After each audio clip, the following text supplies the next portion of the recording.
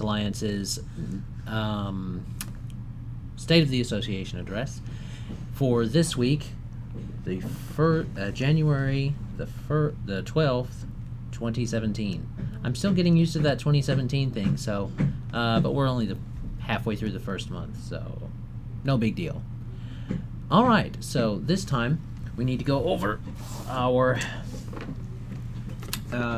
event schedule for this coming couple weeks. Let me see. Oh, and I apologize for the construction sounds. There's a water break on the 5th floor. We had lots of water damage and stuff like that, so better to have the noise and get it fixed than to not have the noise and it rot away. So this coming weekend we have the Eden Wellness Alliance is going to have its first event of the year, which is about goals. Again, this is a goals workshop, so it's going to be for people that you get to bring one goal that you want to focus on or work on. So you can bring all your goals if you want to, but you have to pick one to work on. And then we will talk with you with it. We'll help you focus on it. We don't just talk about what you want, but why, who you're going to work with, how, what's going to happen, stuff like that. And it should be very beneficial for people to focus on what they're looking for. It's going to be at the main branch of the library from about 10:30 to noon this Saturday. So that's the 14th. And we'll be up there. We'll be taking care of that. You're not going to sit down and do nothing in this class. It's not a sit down and let's just listen to somebody talk. I'll do a little bit of talking, but mainly it's going to be directed at helping you figure out your goals. So with that in mind, go ahead and come out to that. It'll be great, I think. So and you don't have to be a member, you don't have to be an actual member of the Eden Wellness Alliance to do this. This is both an Eden Wellness Alliance event and kind of a community event for people. Also on the 14th, there's going to be an Essential 101 class that's going to talk mainly about life and empowering yourself for your life using the oils and different things. So you can contact either Jacqueline Spain or, well, probably Jacqueline Spain to get an idea on if you need to bring anything or like something, but I doubt it. It's a class mainly directed at giving you information, so you will probably want a pad and paper just like you'd want for the goal class. So you could go to both. Again, you can contact her either through Facebook or you can get with her at 479-719-0952. It's supposed to take place at the Goodie Basket, which I am not personally familiar with, but it's here in Fort Smith somewhere. So you can either get with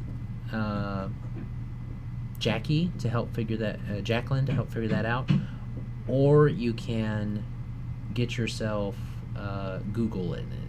So either way, that's all that's coming up this weekend, to my knowledge. Next Tuesday, we of course have CRN. For those that have been tuning into those for the live ones, the first one we did this year just did not work.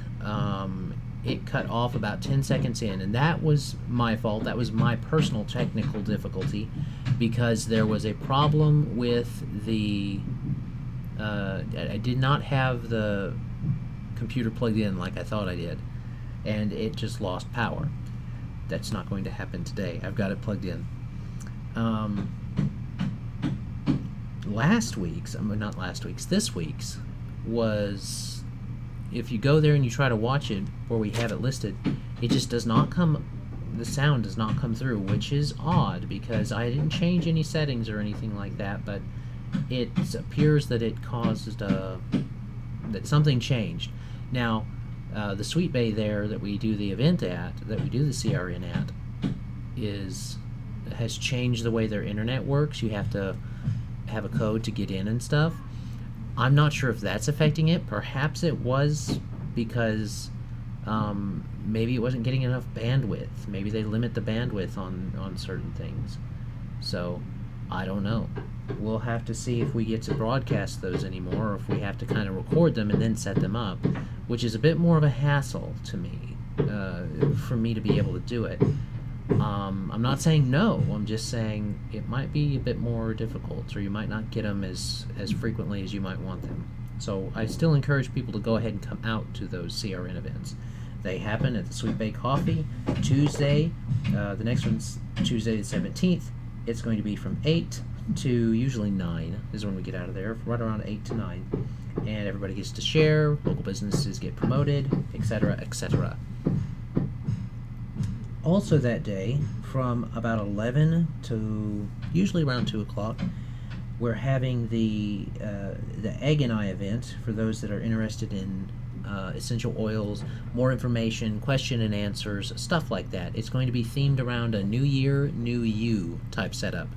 So also capitalizing and getting people focused in on the things they want to change this year, or want to do better, or want to get better at, and etc. So that's going to be, like I said, Tuesday, 11 to 2 o'clock for those interested. Oh, I almost missed one that's supposed to be on the 16th, so the day before. It's EO, Essential Oil Scents for the Heart, and it's going to be also hosted by Jacqueline Spain and a nice lady that I know named Teresa Levwicks. Yeah, Teresa. We'll just call her Teresa. Her last name gets mispronounced frequently. But you can get a hold of either of them on Facebook or Mom Jacqueline at 479-719-0952. And it is supposed to be at The Mansion in Fort Smith. I'm not sure, again, where The Mansion is, but it is here in Fort Smith, and it's going to have the event space available. And let me see. That should be everything for this weekend and this coming week. Yes, that's all I have listed for this weekend and this coming week. So, would be a good idea to pop in on one of those if you can. And now, let's get to our actual LiveScience is where we're getting this from today. Article. So, LiveScience, and we're talking about our main topic today is basically it gives you about 7 tips for moving toward a more plant-based diet, which is the exact title of the article, 7 tips for moving toward a more plant-based diet. Little bit of a disclaimer, this I am not by any means a vegan or vegetarian even, but incorporating more vegetables into your diet really doesn't hurt you at all. So you can't get hurt by incorporating more vegetables. Now, let's see. A lot of people are going to make this type of change during this part of the year, so this will help people with getting that change successfully to happen. The article talks with, and if you want the article's link, it's right in the doobly-doo down below, the description portion of the video, and you can follow along with that. It talks about moving towards a more vegetarian or vegan diet and so on and so forth, and the person that they talk to is named Gina Hamshaw. So credit where credit is due. Gina Hamshaw, LiveScience talks to her, and she is author of the popular plant-based diet blog, The Full Helping, and it has a hot link to her blog, and she's written 2 vegan cookbooks as well. So she shares about 7 tips here. So the first tip she shares is to start slowly. This is really good advice just in general. If you're going to make a change in your life, go ahead and start slow. Some people have to start fast, but most people need to ease into a change. There's lots of it mentions that there's lots of momentum and energy at the start of the year, and they're right. But going along with that, your change in lifestyle is something that you have to continue past the beginning of the year. So you're going to want to start slowly and not make too many changes too quickly, which is what they're talking about. And to quote her, it says, "If you're curious about a plant-based diet, it's important to not have this sort of short-term, how extreme can I go attitude." And that is indeed true. Shifting gradually to a more plant-based diet is usually how people have to go. If I was to switch to a more plant-based diet, which I will eventually be doing that as I start to grow some more of my own vegetables, you're going to have to start incorporating those into your regular diet. And most of the time it's going to happen slow because you want to keep this going. If you go in and you just say, I'm going to go all vegan right now, you can. Some people have success that way, but the majority do not. So if you're looking for success, just start introducing things slowly. Just more variety can make a difference. Especially if you're still trying it out, you can get more variety in and then decide, well, I liked this but not that, and you start incorporating those. And then she'll talk about variety in a minute. The next thing she talked about is don't forget the major macronutrients. To quote her, the mistake I see most often is that people are really psyched about eating veggies, but don't focus enough on complex carbs, proteins, and fats. This is something that even experienced vegetarians can run into when they start to do vegetarian style diets and things like that. And so you can run into that situation where you're not getting enough of those complex carbohydrates, those proteins, and those fats because you're not incorporating enough of them into your diet. It has a picture of sweet potatoes here because sweet potatoes and yams are really good at giving you both carbs. They have some protein, and they kind of have a little fats.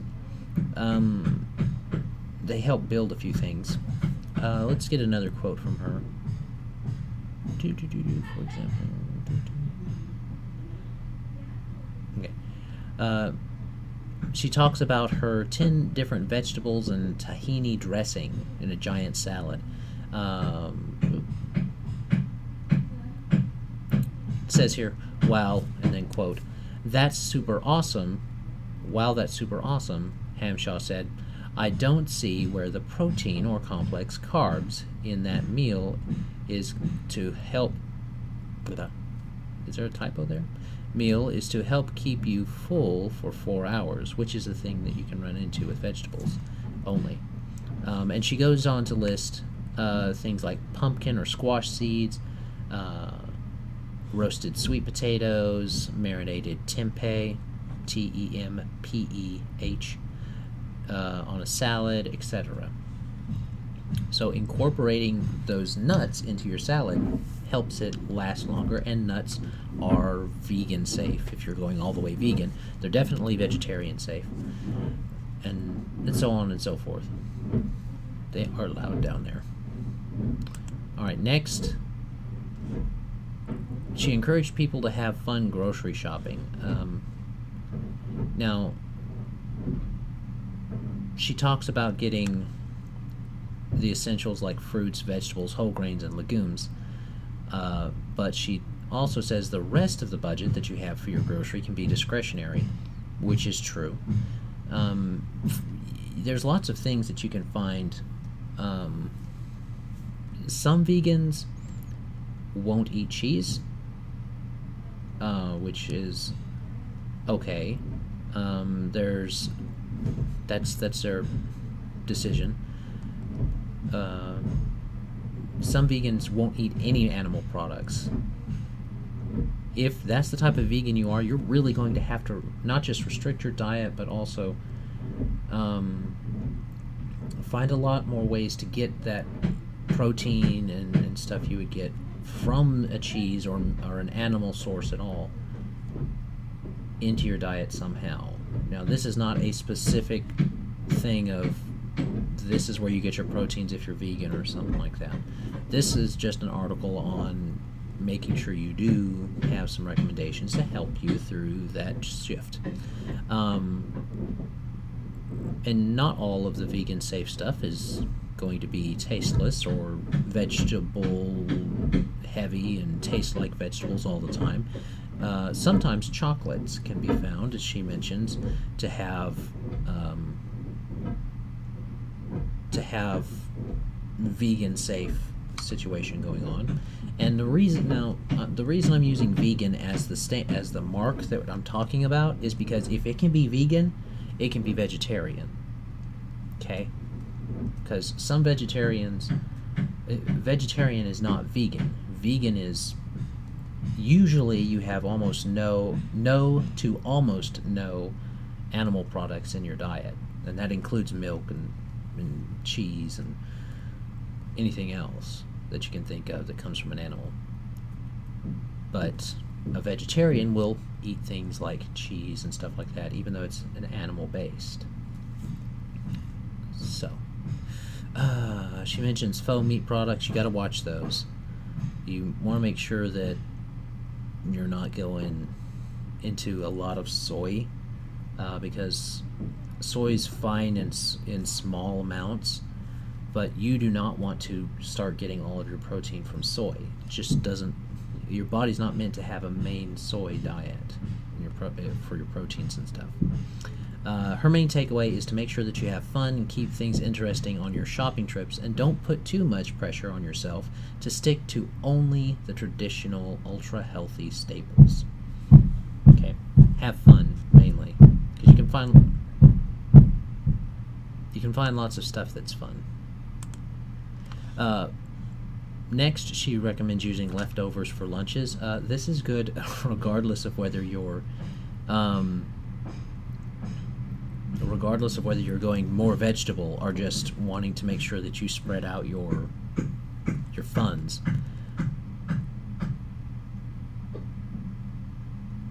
Because if you make, she's talking about it mainly about making something in the morning and then having it for lunch and then having something else for dinner or something like that. This is a big deal for people, especially if they don't live in an area that has a lot of vegan sensitive restaurants or vegetarian sensitive restaurants. So it's definitely something that you would want to look into if that is your situation. Now, if you live in some place like LA, or if you live in really almost any major city, you can find restaurants around that cater to vegan and vegetarian diets. But if you can't, you can always make your own food and take it with you. And she recommends freezing, because her quote is, But you can freeze almost anything, Hamshaw said. Make a whole portion and freeze half in individual serving bags, and you'll have instant lunches and dinners the next time you need one in a pinch. Again, that's something I recommend just in general. I like to use my crock pot because I'm not vegan or even vegetarian. I like to use my crock pot because I can cook a bowl of dill chili in there and be done. Now, you can do the same thing if you're vegan, make a vegan chili, or if you're vegetarian, make a vegetarian chili. Cook it, let it simmer in there for however long you're gone, and then by the time you get home, you've got food, and food to spare if you use the whole crock pot. Like she says, you can freeze the rest, because you can freeze pretty much anything without losing too many of your nutrients. Cooking's already going to take out some of it, so it's not getting fresh anyway. Alright. Next, make sure to batch cook. Well, that leads right into what we were talking about, doesn't it? I forgot this step. Batch cook. She encourages her clients to batch cook. Spend a good amount cooking that one time, and then the rest you can eat on in the week.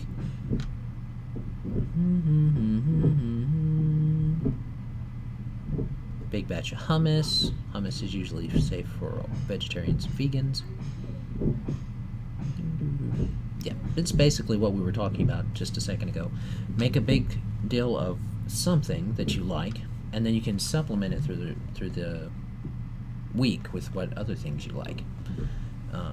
I don't know about your kids, but if you're trying to have your kids be vegan as well as you, then you better batch cook, because they will eat you out of house and home. Anyway, I make chili, and like I said, I make that chili in a crock pot. Well, it doesn't last all week. It lasts 2 days, maybe, if we're really hungry and at home much during that day. So batch cooking is your friend. Use dressings for instant variety. Yes, yes. Her direct quote is, "Dressings are sort of my little secret weapon for avoiding food boredom." And that is especially true, especially if you want to, if you're not going full vegan, you can make a few more creamy things a little bit more, you can make creamy things a bit more easily, because you can use milk or cheeses. But if you are going vegan, you can still use things like olive oil, you can use garlic, can't use butter, but, you know, there are ways to do that. She mentions she mentions a garlic tahini dressing, a tart vinaigrette, a creamy ginger dressing. All of those give your taste buds variety. You need that variety if you're going to really commit to this change in your diet, because if you don't, you will quit. Okay, if you eat the same thing all the time every day, it will get old most of the time, unless you make yourself understand that it's just food and you're just eating it to satisfy your food need.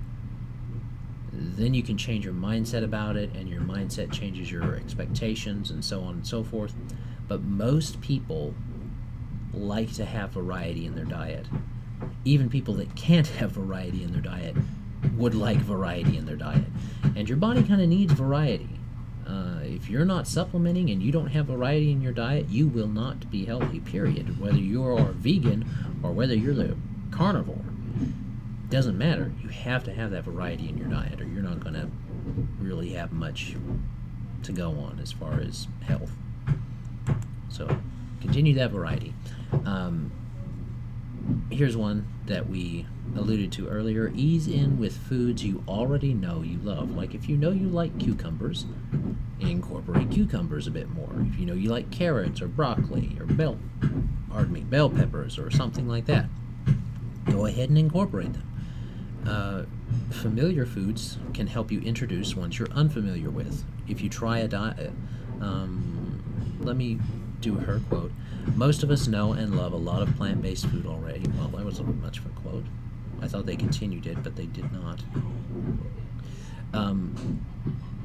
Yeah, most of us have one or two plant things that we like already. Potatoes are technically a plant. So they're a tuber. So if you like potatoes, if you like baked potatoes, okay, so kind of incorporate some different baked potatoes. Incorporate a sweet baked potato.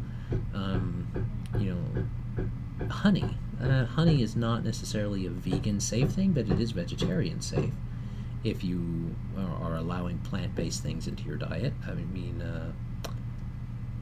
Animal-based things into your diet. Then yeah, you can have honey. So it's all going to depend on what you're willing to do and what you're willing to commit to on that end. But using what you know will help you introduce those things that are unfamiliar to your taste buds. If you find a recipe with cucumbers or zucchinis that incorporates something you haven't tried before, like a spice or another vegetable or a nut or something along those lines, you can try that and see how it affects your taste buds and if your taste buds like it. And if you like it and enjoy it, then okay, I can then branch out and say, okay, that thing was in there. Let's say it was another vegetable. So you pick that vegetable and then base another meal off of it instead of off the zucchini or the cucumber, and see if you like that. And you can continue along those lines.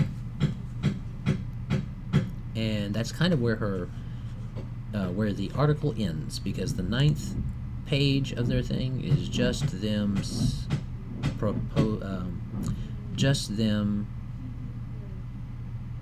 setting up some other articles that they had. So there you go. There we have our event for this week. Hopefully you guys enjoyed it. I do apologize, like I said, for the construction sounds. Hopefully you guys were able to find some help with any kind of adjustments you want to make with your diet, regardless of all that. If you have any questions, comments, observations, you can leave them in the questions, comments, observations portion down below in the comments, or you can contact us through Facebook and leave a comment on the video that's going to be linked there, or however you would like to do that. But we are available through all of those, all of those different means right there: phone, email, website, Facebook, YouTube, and we do have a Twitter, and I get notified if someone leaves me a message. So if you leave me a message there, I should get it. I am Adam L. Spain with the Eden Wellness Alliance. Health and wellness the way God intended. All natural, non-invasive approaches to your health, wealth, and relationships. We'll see you next time.